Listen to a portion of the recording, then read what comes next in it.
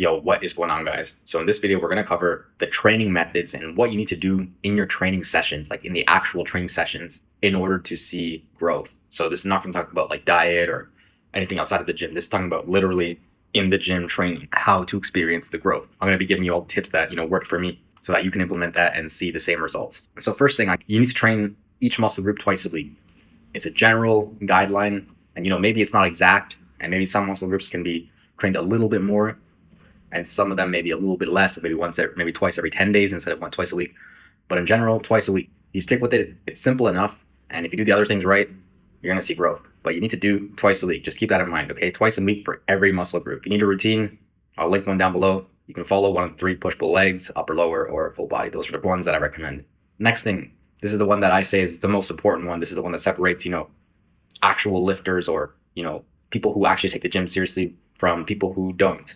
And it's training to failure. It's the first and the second most important thing when it comes to seeing muscle growth, when it comes to seeing big changes in the gym. You got to train close to failure. You got to train with high intensity. If you fail to do it, you're going to struggle to see growth. You're going to struggle to see success. The next one is time under tension. I think most people well undershoot this. They just don't want to have the required amount of time under tension. They don't want to have that required amount of mechanical tension because it's uncomfortable. So they'd rather revert to a study that tells them that it's okay to do, a shorter set.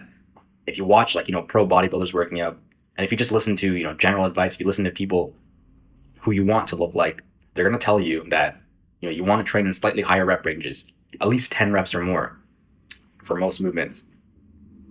A lot of people, they try to stay in the 6 to 8 rep range. 6 to 8 rep range was like the general guideline. For the compound movements, it's okay to do, a little bit less, maybe like 8 to 10. But for most other movements, 10 to 12.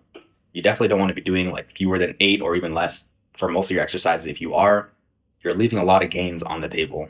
Trust me, I was there too. Once I switched to 10 to 12, I never looked back. The difference was night and day. All right, next up we got volume. So volume is a huge factor when it comes to putting stimulus onto your muscles. So that stimulus onto your muscles is actually how you grow. So I know we say a lot, train close to failure, and that is true. You want to train close to failure. However, for more of the bigger movements, more of the compound movements, it's actually okay to train a little bit further backed off from failure, especially if you're doing, higher rep ranges, you're doing lots of volume. The volume is a lot more valuable when it comes to compound movements, just because of the massive stimulus you're putting throughout your whole body. Moving that amount of weight for that amount of volume is going to create growth. There's no doubt about it. If you've only done, 3 sets of 5 or something for your bench press or something, and you've never done high amounts of volume, like 5 sets of 10, if you do it, I guarantee you're going to grow a lot. Volume is amazing when it comes to, big movements. I would just recommend, if you're bulking up, you're looking to build muscle mass, do 5 sets of 10 on every compound lift. You do your 1 to 3 main sets and then back it off with 5 sets of 10. You're going to experience massive growth throughout your bulk. But yes, like we said before, when it comes down to smaller isolation accessories, now we got to get more specific, more into the weeds, right? We're targeting smaller muscles where our movement's becoming more and more restricted. It's more artificial, right? Compound is more natural, we're just squatting. Now it's becoming more and more artificial where, we're locking our elbow, we're keeping our shoulder in place just so we can target, that little bit of bicep. So when it comes to smaller isolation movements, you want to do, I'll go over a few of the strategies, but the main thing I want to cover right now is that you want to take it really, really close to failure. In fact, a lot of times you want to take it beyond failure. You want to use different strategies such as, partial reps or forced reps or fractional reps. All of these different strategies are going to enable you to have a unique stimulus onto that muscle. Whereas like if you just terminated it at RPE 10, where like RPE 10 is like you can't do one more full clean rep, but you can still work the muscle. So you want to work that bit of energy. If you feel like you have energy to work, you want to ideally work it.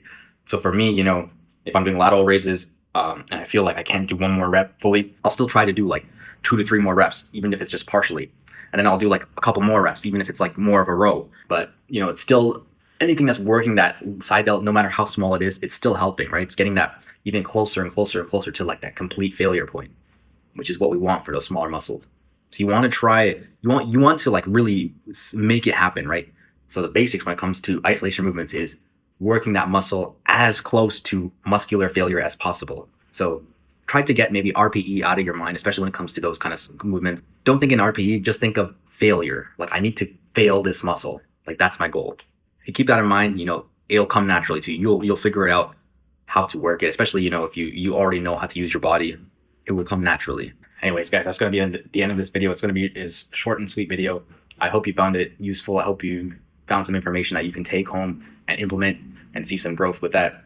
I hope I'll give you a better understanding of, what exactly you need in order to see the growth in when it comes specifically to your training. If you have any questions, let me know in the comments below. Like the video if you did, subscribe if you're not already. Check out my website if you want further coaching. With that being said, I'll see you guys in the next one.